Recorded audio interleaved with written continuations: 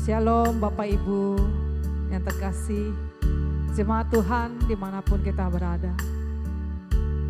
Bersyukur buat pagi hari ini kita kembali datang di dalam doa pagi bersama gereja mula-mula. Kita siapkan hati kita untuk datang kepada Tuhan kita. Tuhan yang begitu baik, yang mengasihi, yang menyelamatkan kita.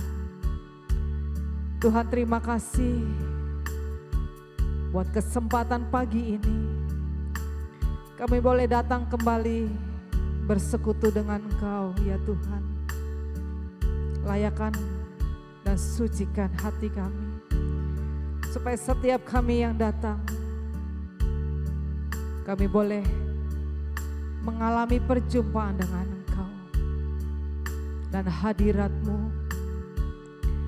memagari kami, hidup kami, membekali kami untuk kami boleh beraktivitas sampai menjelang malam nanti. Terima kasih Tuhan, terima kasih. Kami bersyukur dan kami berdoa. Haleluya. Amin. Kami rindu hadirat-Mu. Kami rindu bersekutu lebih dalam bersama-Mu Tuhan. Haleluya. Satu hal yang ku rindu, berdiam di dalam rumah-Mu. Satu hal yang ku pinta, menikmati bait-Mu Tuhan. Satu hal yang ku rindu, berdiam di dalam rumah-Mu. Satu hal yang ku pinta, menikmati bait-Mu Tuhan.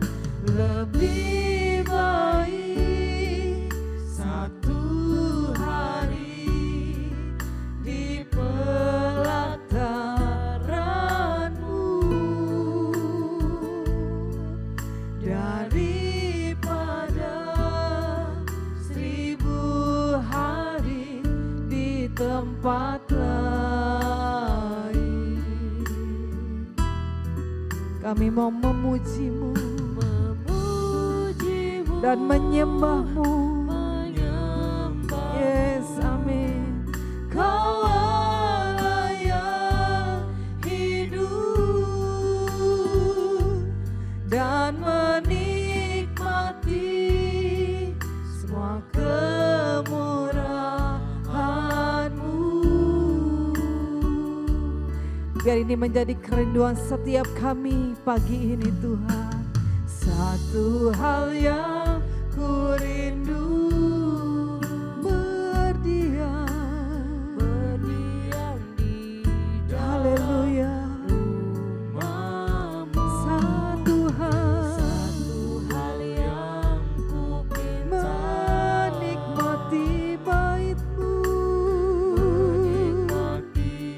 Haleluya.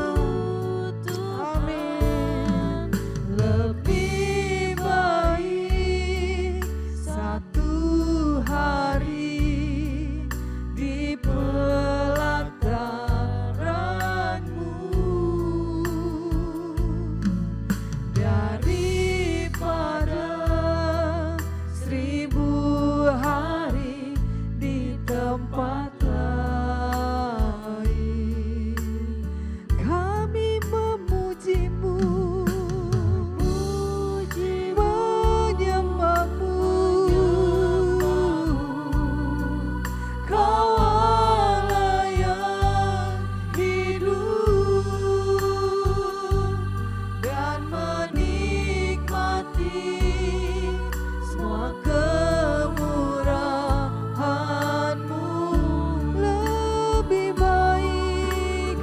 di hadirat-Mu. Lebih baik satu hari di pelataran-Mu daripada 1000 hari di tempat lain. Amin.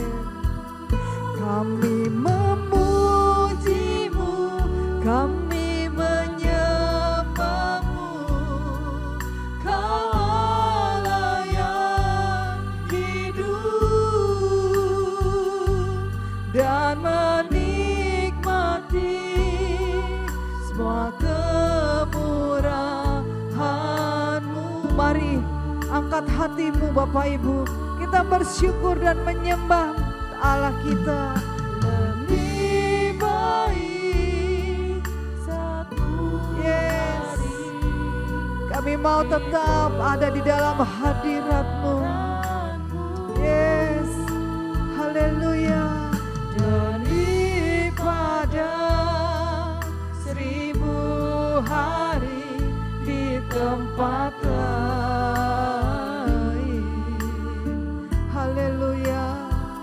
Kami memuji-Mu, kami menyembah-Mu, Kau Allah yang hidup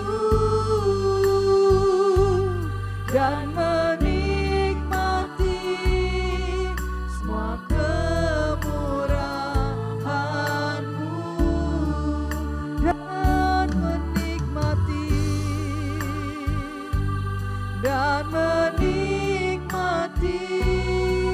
semua kemurahan-Mu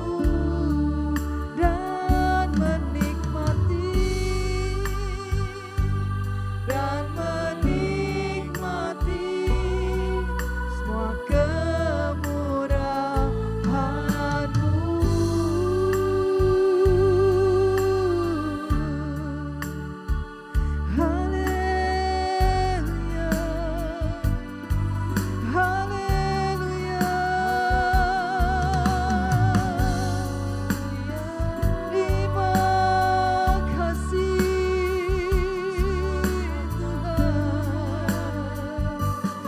Terima kasih buat cinta-Mu. Kami bersyukur punya Allah.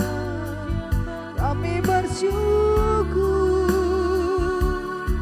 Kau mengasihi kami. Terpujilah Kau.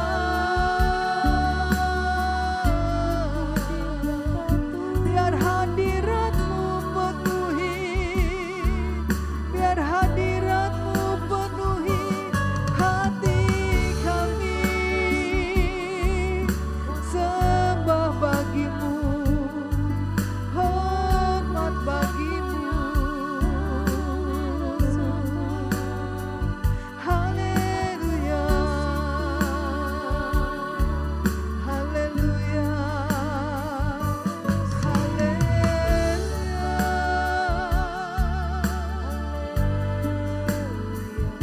biar setiap kami yang datang pagi ini, kami mau tundukkan hati kami, hidup kami di bawah tangan-Mu yang kuat ya Tuhan. Kalau pagi ini setiap kami yang datang mungkin dalam masalah, dalam pergumulan, mari Tuhan, biar belas kasihan-Mu turun atas setiap kami. Hikmat-Mu menuntun kami berjalan mencapai kemenangan bersama Engkau Tuhan. Yang sakit pagi ini, kiranya Engkau berkenan menjamah Tuhan, menyembuhkan tubuh yang mungkin sedang sakit, mungkin yang sedang lemah iman. Engkau memberikan kekuatan, penghiburan. Terima kasih Tuhan. Biar hidup kami mau persembahkan menjadi perkenanan-Mu Tuhan. Kau memakai hidup kami menjadi berkat buat orang-orang di sekitar kami, sehingga nama-Mu dipermuliakan. Hidup kami boleh diubahkan Tuhan. Terima kasih Tuhan, terima kasih. Biar perkenanan-Mu turun buat setiap kami. Kami yang datang dan haus akan Kau puaskan. Dan kehadiran-Mu cukup buat kami Tuhan. Terima kasih. Terima kasih Yesus. Terima kasih. Biar hadirat-Mu terus mengikat kami. Kami mau persembahkan hidup kami, tubuh, jiwa dan roh kami menjadi bait kediaman-Mu yang kudus, yang Kau dapati tidak bercacat, tidak bercela. Terima kasih Tuhan. Kami mau tetap tinggal di dalam hadirat-Mu.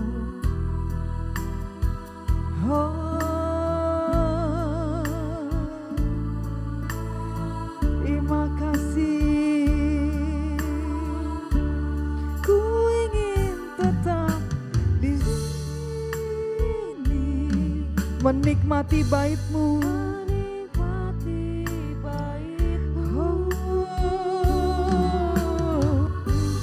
Ku ingin tetap di sini dan memandang indah. Ku ingin tetap di hadirat-Mu.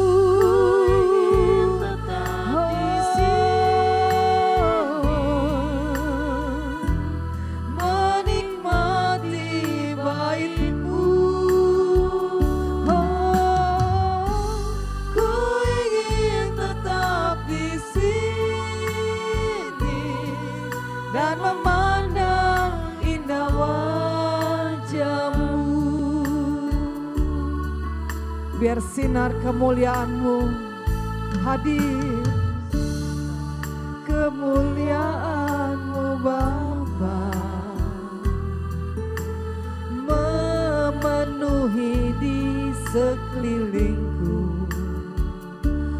Ku rasakan hadirat-Mu. Kau tenggelamkan jiwaku. Ku ingin tetap tinggal bersama-Mu. Biar sinar-Mu, sinar kemuliaan-Mu Bapa memenuhi di sekelilingku. Ku rasakan hadirat-Mu.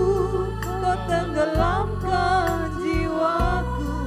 Ku ingin tetap tinggal bersama-Mu. Ku ingin tetap di sini. Tetap di sini. Yes. Amin. Menikmati bait-Mu. Ku ingin tetap di sini dan memandang indah wajah-Mu.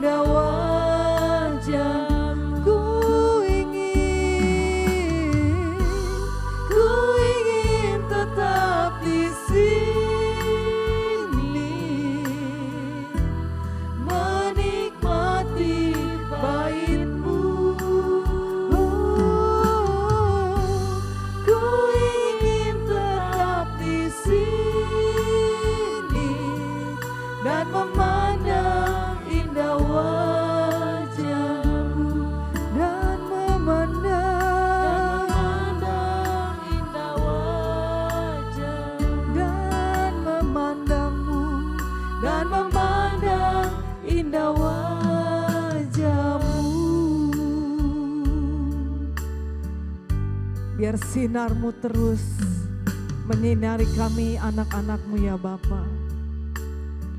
Supaya setiap perbuatan kami memuliakan Engkau, Bapa yang kami kenal, Bapa yang di surga yang mulia.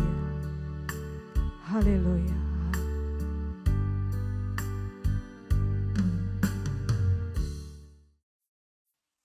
Selamat pagi Bapak Ibu Saudara sekalian.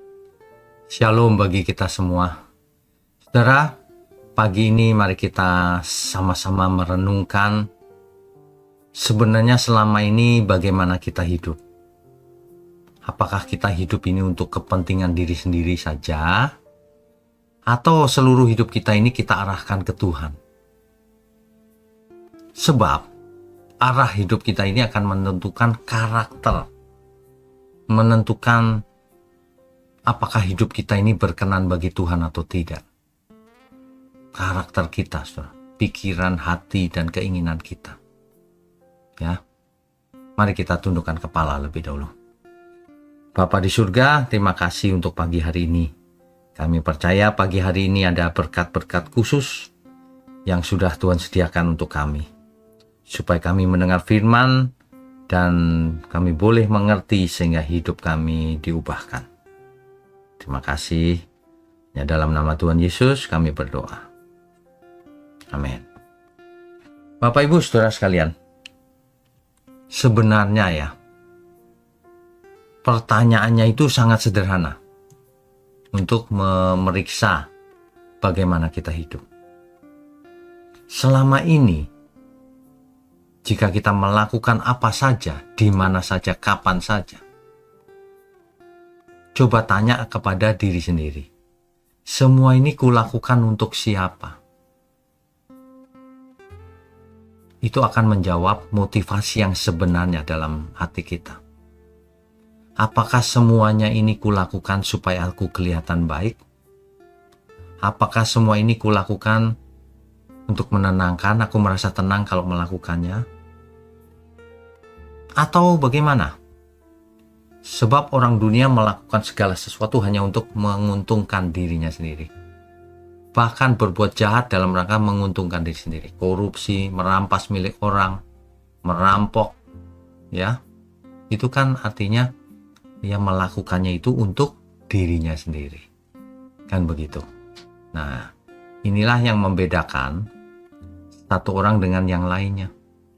Yang mana yang mengasihi Tuhan, yang mana yang mengasihi diri sendiri.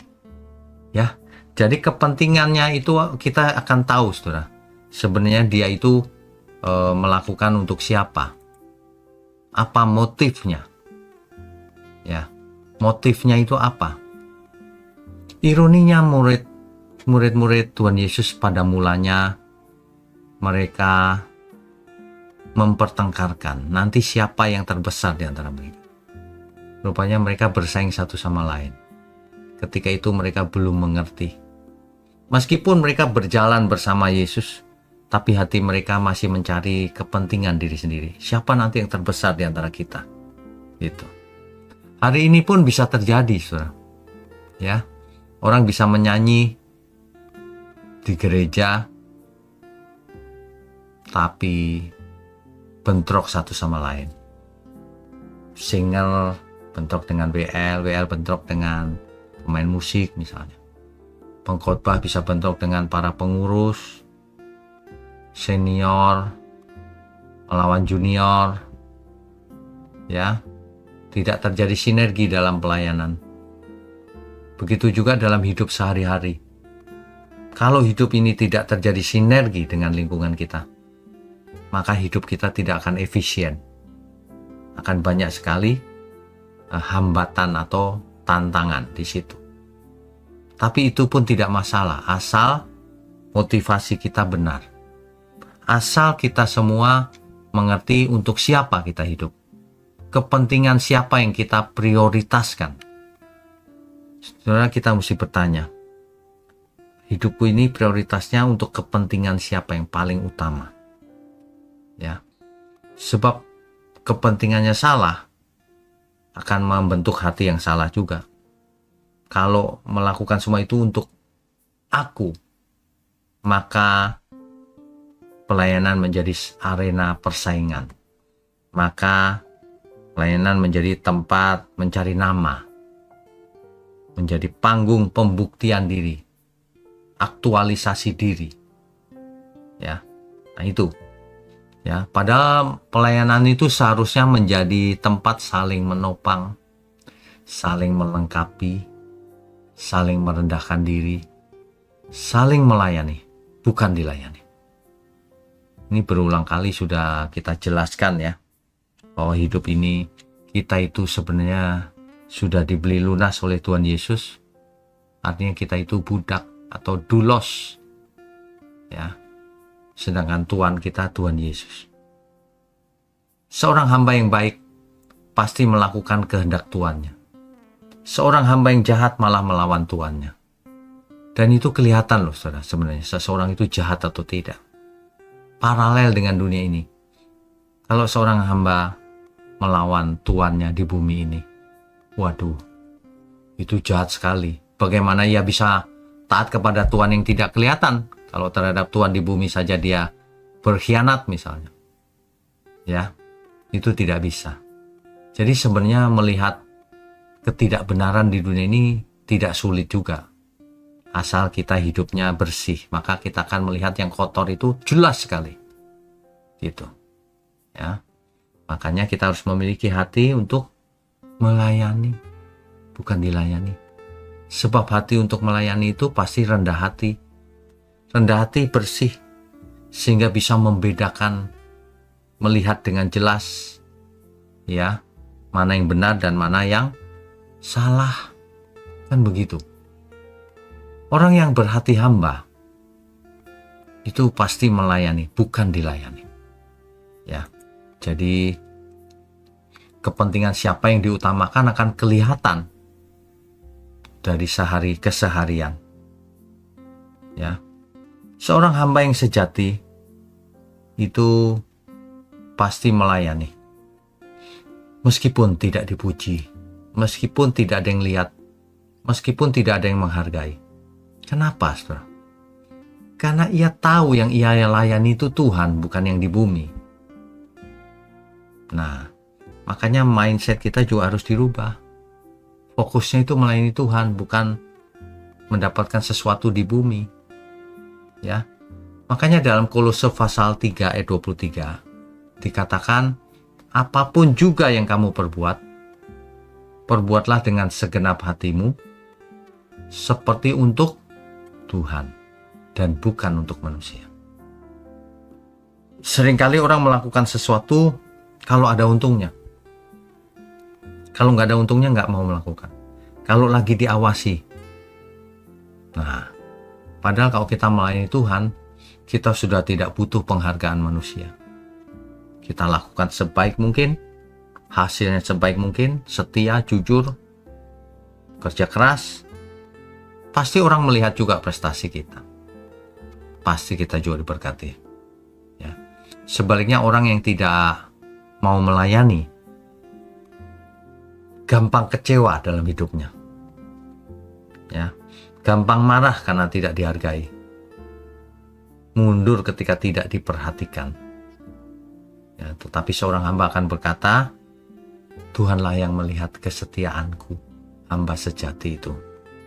Ya, makanya di dalam hidup ini kita semua itu punya pilihan, mau merendahkan diri untuk melayani atau menyombongkan diri minta dilayani. Saudara, hidup ini cuma satu kali. Kalau kita sampai tidak melayani Tuhan, kita tidak bakalan ketemu Tuhan di surga. Ya, yuk kita belajar merendahkan hati, melakukan apa saja yang Tuhan kehendaki. Mari kita tundukkan kepala. Bapa di surga, terima kasih untuk pagi hari ini. Kami tahu Tuhan bahwa kami harus melayani. Untuk itu Tuhan arahkan kemana kami harus melayani, apa yang harus kami perbuat. Terima kasih untuk GMM Gereja Mula-Mula. Terima kasih untuk tangan-tangan yang mendukung pekerjaanmu ini. Biarlah Kau sendiri yang berkati mereka, seluruh keluarganya juga. Juga semua kami ya Tuhan. Ya di dalam nama Tuhan Yesus kami berdoa dan mengucap syukur. Amin.